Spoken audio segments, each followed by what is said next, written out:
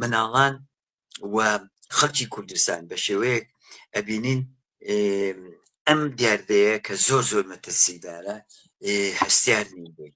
ئەمە تاقی کێشەیە وەختێک کە تۆ هەستت کرد بەوەی کە دیاردەیەک مەترسیدارە بۆ سەر ئایندەی مناڵ، بۆ سەر ژیان و سروشتی مناڵ، ئەمە ببیر لە چارەسەری بکرێتەوە کە بیر لە چارەسەری کرا هەنگاو ئەهێنرێت.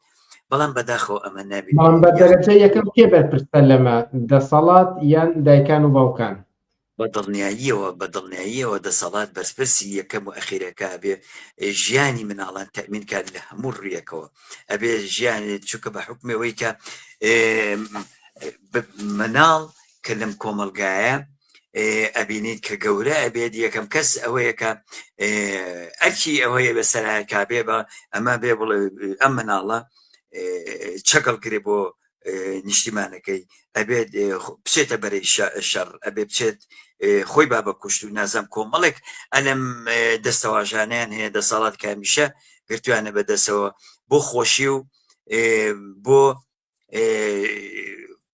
ڕەفاهێتی ژیان مناڵانیان لەبیر نییە. بەڵام وەختێکە ئەم مەترسی و ئەم دەستکەوتانی خۆیانەکەوێتە مەترسیەوە بە شانوباڵی نیشتیمان و بە شانوباڵی دەستکەوتەکان هەڵێن بۆ ئەوەی کە خەڵکی کوڕی فەقیر بن بە کوش بۆی لە پێناوەوەی کە خوان لەسەر دەسەڵات بمێنەوە و بتوانن درێژە بە ژیانەی فرعونی خوان بنەوە.